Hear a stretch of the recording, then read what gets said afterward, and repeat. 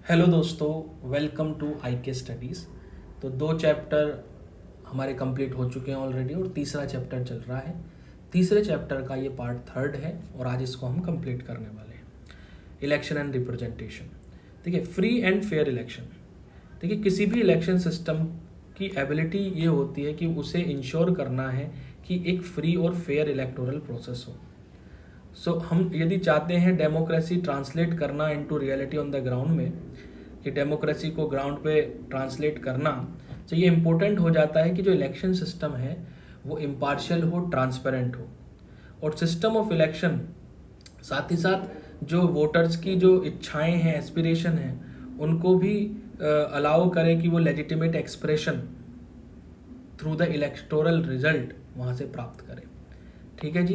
तो ये एक सिंपल सा मेन फंक्शन आप याद रख लीजिए। फ्री एंड फेयर इलेक्शन, यही काम होता है किसी भी इलेक्शन सिस्टम का किसी भी कंट्री में। अब नेक्स्ट है भाई, universal franchise and right to contest.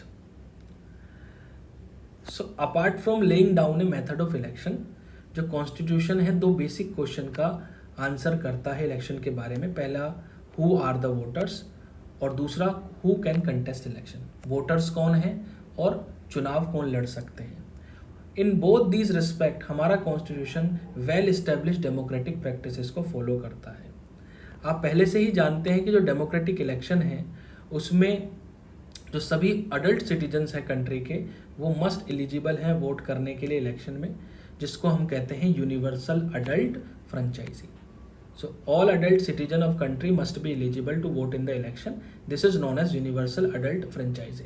सो बहुत सारी कंट्री में सिटीजन को फाइट करनी पड़ी थी, लॉन्ग बैटल लड़नी पड़ी थी इस विद रूलर्स के साथ to get this right, universal and franchise. हर देश में सभी को ऐसा अधिकार नहीं मिला। बहुत सारी कंट्रीज में वुमेन ने अपने राइट के लिए फाइट करी, है ना, स्ट्रगल किया।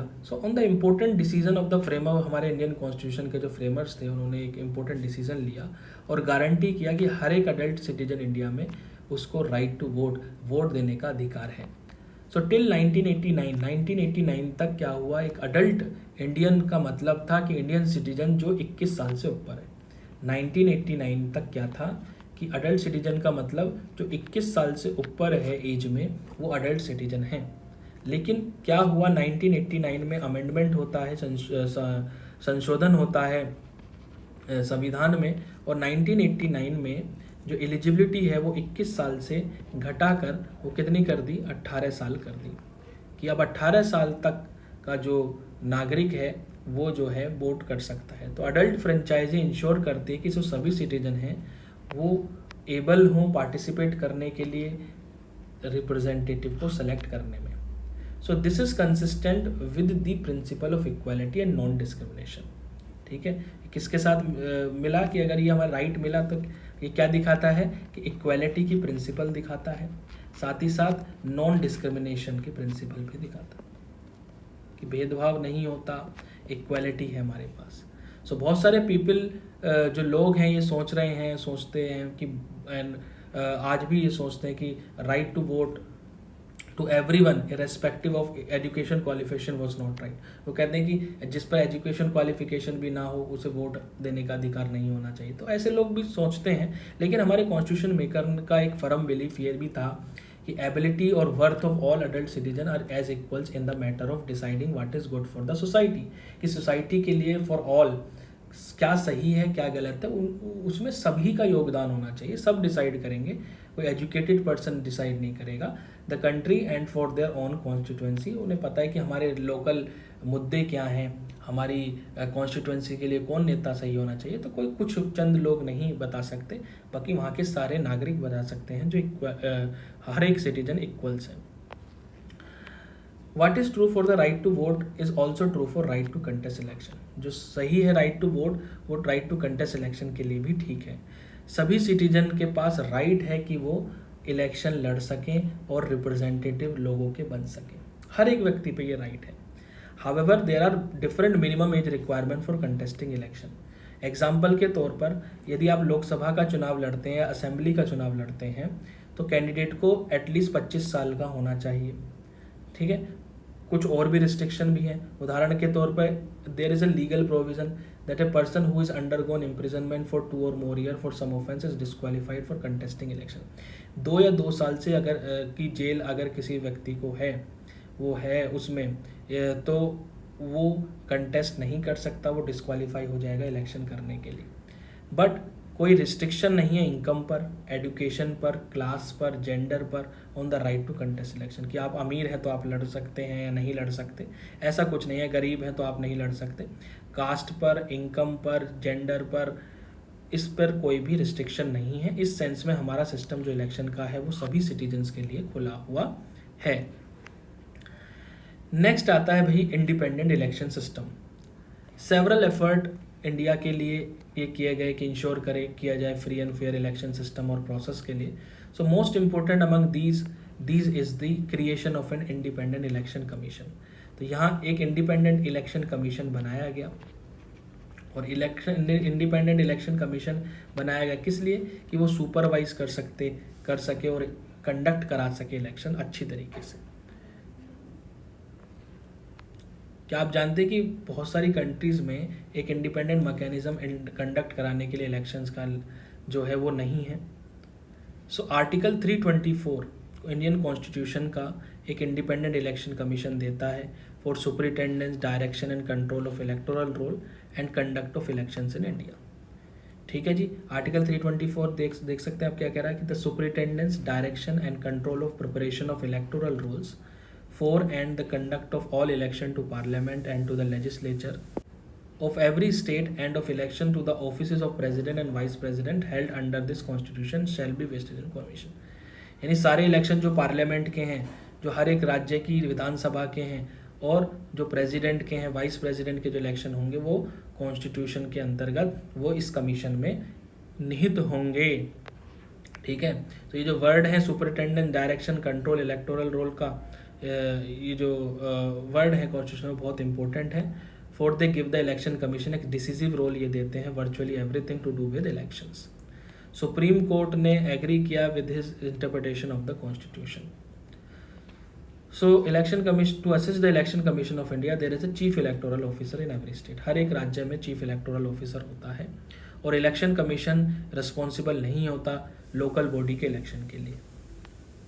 सो जो लोकल बॉडी, जो ग्राम पंचायत इन के जो इलेक्शन होते हैं, उनके लिए इलेक्शन कमीशन नहीं होता। उनके लिए अलग एक स्टेट इलेक्शन कमीशन बनता है। स्टेट इलेक्शन कमिश्नर वर्क करते हैं इलेक्शन कमीशन से हटके। ठीक है जी। दूसरा, election commission of India can either be single member और multi member body. Single member भी हो सकती है, मल्टी मेंबर भी हो सकती है। तो टिल 1989 तक इलेक्शन कमीशन एक सिंगल मेंबर थी, लेकिन 1989 जनरल इलेक्शन से पहले 2 इलेक्शन कमिश्नर अपॉइंट किए गए थे, बॉडी को मल्टी मेंबर बना दिया गया था, और इलेक्शन के बाद कमीशन को फिर एक सिंगल मेंबर बॉडी में स्टेटस दे दिया गया। लेकिन 1993 में 2 इलेक्शन कमिश्नर एक बार फिर अपॉइंट किए गए, और कमीशन फिर मल्टी मेंबर बन गया, और has remained multi member since then. तो अब भी मल्टी मेंबर ही है। So initially there were many apprehension, पहले बहुत डर थे कि मल्टी मेंबर कमीशन के बारे में, और शार्प डिफरेंस था ओपिनियन का between the chief election commissioner और अदर कमिश्नर्स के बीच में about who had how much power, कि किसके पास कितनी पावर होगी। सो सुप्रीम कोर्ट के द्वारा ये मैटर सेटल हो गया। नाउ एक जनरल कंसेंसस के द्वारा मल्टी मेंबर इलेक्शन कमीशन में मोर अप्रोप्रिएट पावर शेयर होती है ग्रेटर अकाउंटेबिलिटी के लिए। तो कंसेंसस होता है, उसमें शेयर होती है पावर।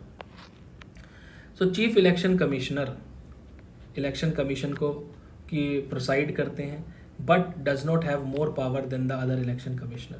जो दूसरे इलेक्शन कमिश्नर हैं उनसे ज़्यादा पावर उनकी नहीं होती, इक्वली पावर होती है। तो CEC और 2 election commissioner have equal power to take all decision relating to election as a collective body. Collective body की तरह वो काम करते हैं, इक्वल पावर होती हैं, और ये जो अपॉइंट किए जाते हैं प्रेसिडेंट ऑफ इंडिया के द्वारा अपॉइंट किए जाते हैं on the advice of council of minister. Council of minister की एडवाइस के द्वारा प्रेसिडेंट अपॉइंट इनको करते हैं। ठीक है जी। और ये पॉसिबल है रूलिंग पार्टी अपॉइंट करे पार्टीजन पर्सन को to the commission who might favour them in the elections. This fear has led many to suggest that this procedure should be change. इस प्रोसीजर को चेंज करना चाहिए। बहुत सारे person ने suggest किया कि एक डिफरेंट मेथड फॉलो करना चाहिए, कंसल्टेशन करना चाहिए with the leader of opposition के साथ, चीफ जस्टिस के साथ India, necessary for the appointment of CEC and election commissioner.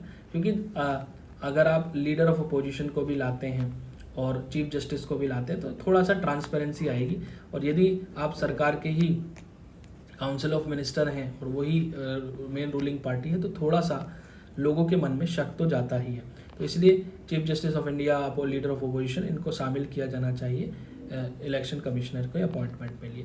तो कॉन्स्टिट्यूशन इंश्योर करता है security of the tenure of CEC और इलेक्शन कमिश्नर, और they are appointed for a 6 year term और continue till the age of 65।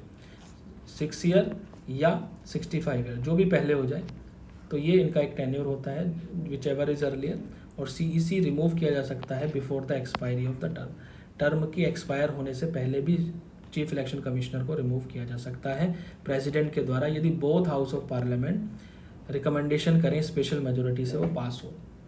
और ये this is done to ensure that कि जो रूलिंग पार्टी है वो CEC को रिमूव नहीं कर सकती who refuse to favour it in election. ऐसा नहीं है कि CEC ने जो रूलिंग पार्टी उसके फेवर में इलेक्शंस नहीं करवाए तो वो रिमूव किया जा सकती है, बल्कि दोनों house of parliament special majority से ही रिमूव कर सकते हैं। Election commissioner can be removed by the president of India. और election commission of India wide range of function पे काम करती है।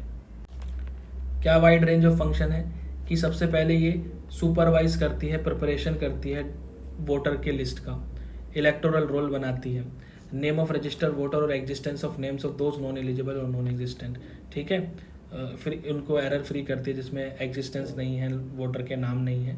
साथ ही साथ इलेक्शन की टाइमिंग और इलेक्शन शेड्यूल बनाया जाता है। इलेक्शन शेड्यूल में नोटिफिकेशन, इलेक्शंस का नॉमिनेशन कैन बी फाइल्ड, उस जो नॉमिनेशन है वो कब फाइल होगा, लास्ट डेट नॉमिनेशन फाइल करने की, सारा पूरा शेड्यूल जो है इलेक्शन कमीशन के द्वारा बनाया जाता है। और इस एंटायर प्रोसेस पे इलेक्शन कमीशन जो है उसको पावर होती है कि वो फ्री और फेयर पोल कराए। तो मेन मकसद क्या है, वही है फ्री और फेयर पोल कराने का, ठीक है जी। साथ ही साथ ये इलेक्शन कैंसिल कर सकती है एंटायर कंट्री में, पोस्टपोन कर सकती है स्पेसिफिक स्टेट के लिए भी, ठीक है।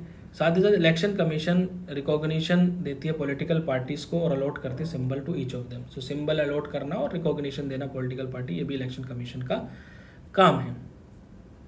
साथ ही साथ इलेक्शन कमीशन एक मॉडल कोड ऑफ कंडक्ट भी आपका इम्प्लीमेंट करता है पार्टीज के लिए, कैंडिडेट के लिए, और साथ ही साथ रीपोल स्पेसिफिक कॉन्स्टिट्यूशन में भी करवाया जा सकता है इलेक्शन कमीशन के द्वारा। वोटों की रिकाउंट कराना यानी दोबारा काउंटिंग भी वोटों की इलेक्शन कमीशन के द्वारा करवाई जा सकती है। सो इलेक्शन कमीशन का वेरी लिमिटेड स्टाफ होता है अपने आप खुद में। सो इलेक्शन ये जो करवाया जाता है with the help of administrative machinery, जो एडमिनिस्ट्रेटिव मशीन उसके मदद से ये इलेक्शन कमीशन जो है इलेक्शन करवाती है। हाउएवर एक बार यदि इलेक्शन प्रोसेस चालू हो गया तो कमीशन कंट्रोल करती है एडमिनिस्ट्रेशन को as far as election related work is concern, ठीक है।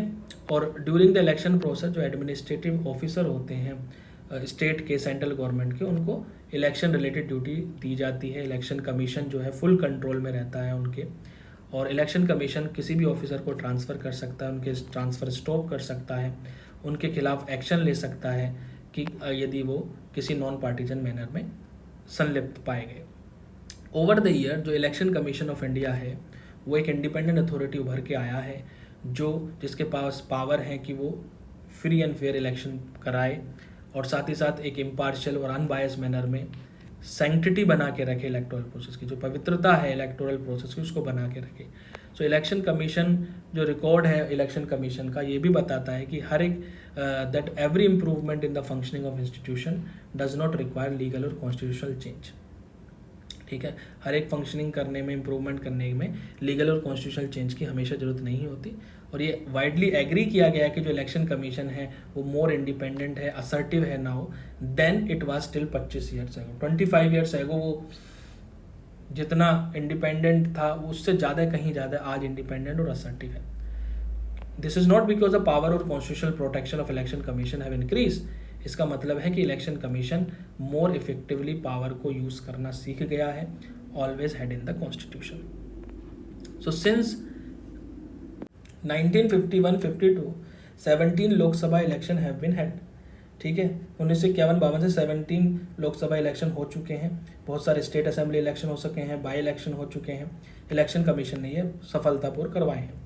इलेक्शन कमीशन बहुत सारी डिफिकल्टी सिचुएशन भी फेस करता है, जैसे कि मिलिटेंसी अफेक्टेड एरिया जैसे जम्मू कश्मीर, पंजाब, इनमें इलेक्शन करवाना, साथ ही साथ इलेक्शन को पोस्टपोन करवाना। 1991 में इलेक्शन मिडवे जब ex prime minister Rajiv Gandhi assassinate हुए थे ड्यूरिंग कैंपेनिंग, वहाँ पोस्टपोन हुए थे इलेक्शन। 2002 में इलेक्शन कमीशन ने और दूसरे क्रिटिकल सिचुएशन जहाँ गुजरात असेंबली डिसॉल्व हुई, इलेक्शन कंडक्ट करवाए गए। But the election commission found that कि अनप्रेसिडेंटेड वायलेंस स्टेट में ये इम्पॉसिबल हो जाता है कि फ्री और फेयर इलेक्शन करवाने के लिए, और इलेक्शन कमीशन ने डिसाइड करता है कि पोस्टपोन कर दें election to the state assembly by few months. So supreme court upheld this decision of the election commission. Supreme court ने भी माना कि हाँ, इलेक्शन कमीशन ठीक कह रहा है। Now next is electoral reform की हमें जरूरत है। सो कोई भी सिस्टम इलेक्शन का कभी भी परफेक्ट नहीं हो सकता एक्चुअल प्रोसेस में, और वहाँ वो कहीं ना कहीं छोटे चीज़ों से लिमिटेशन से बंधा हुआ है। तो कोई भी डेमोक्रेटिक सोसाइटी है वो हमेशा इलेक्शंस को और फ्री और फेयर मैक्सिमम कैसे हो सकते हैं उसको खोजती रहती है। तो पास्ट एक्सपीरियंस जो हमारा पास्ट 66 ईयर्स में रहा rise to many suggestion for reforming our election system. So election commission, political party, बहुत सारे इंडिपेंडेंट ग्रुप, बहुत सारे स्कॉलर एक साथ आए इस प्रपोजल से इलेक्टोरल रिफॉर्म के, और some of these suggestions are about changing the constitutional provision discuss in this chapter, कि हमारा सिस्टम ऑफ इलेक्शन का should be change from FPTP to some variant of PR system. This would ensure कि जो parties हैं उनको seat मिलेगी as far as possible in proportion to votes they get. दूसरा reform की बात होने लगी कि there should be a special provision to ensure कि एटलीस्ट 1/3 वुमेन को पार्लियामेंट में, असेंबली में इलेक्ट किया जाना चाहिए, जो कि होने वाला। Next, there should be stricter provision to control the role of money electoral politics. जो इलेक्टोरल पॉलिटिक्स में मनी का जो रोल है उसके लिए स्ट्रिक्ट प्रोविजन बनाने चाहिए। और दूसरा है, नेक्स्ट है, candidate with any criminal case should be Baird from contesting. कोई भी क्रिमिनल केस हो उसको इलेक्शन के लिए कंटेस्ट करने से रोका जाना चाहिए, यदि उसकी पेंडिंग जो अपील है वो पेंडिंग है कोर्ट में जब भी। Next, there should be a complete ban on the use of caste and religious appeal in the campaign में कास्ट पे वोट करो, रिलीजियस अपील जो है उन पे कंप्लीट बैन होना चाहिए। और there should be a law to regulate the functioning of political party. एक लॉ होना चाहिए कि जो फंक्शनिंग जो पॉलिटिकल पार्टी उनको रेगुलेट करे, इंश्योर करे कि जो उनका फंक्शन है वो ट्रांसपेरेंट है, डेमोक्रेटिक मैनर में। So there are but fewer suggestion, और इसके अलावा भी बहुत सारे सजेशन हो सकते हैं जिससे फ्री और फेयर इलेक्शन देश में हो सकते हैं, और उसका मेन कारण है कि फ्री और फेयर इलेक्शन करवाना। इलेक्शन कमीशन का मेन पर्पस क्या है? फ्री और फेयर इलेक्शन कराना। तो उसके लिए जो भी इलेक्टोरल रिफॉर्म हो वो मैक्सिमम किसको बढ़ाएंगे? फ्री और फेयर इलेक्शन को बढ़ाएंगे। सो देयरफॉर जरूरी है कि बहुत सारी पॉलिटिकल इंस्टीट्यूशन और वॉलंटरी ऑर्गेनाइजेशन हैं वो डेवलप्ड हों, एक्टिव हों, फंक्शन करने में as watch dog for ensuring free and fair election. ठीक है जी, तो ये पूरा चैप्टर था आपको इलेक्टोरल रिफॉर्म्स के बारे में कि क्या क्या फ्री और फेयर, मेन मकसद जो है किसी भी इलेक्शन कमीशन का वो फ्री और फेयर इलेक्शन करवाना है, और उसके लिए वो कोई भी इलेक्टोरल रिफॉर्म्स हों वो फ्री और फेयर इलेक्शन करवाने की जो हमारी इच्छा है उसको और मैक्सिमम करता है। तो ये था पूरा चैप्टर कि कैसे इलेक्शन होते हैं, क्या क्या सिस्टम हम यूज़ करते हैं, क्या इलेक्टोरल रिफॉर्म हमें यूज़ के आगे होने चाहिए, ये सारी चीज़ें इस चैप्टर में थी। अगर आपको ये वीडियो अच्छी लगी हो तो लाइक शेयर ज़रूर करें, सब्सक्राइब भी करें। जय हिंद, जय भारत।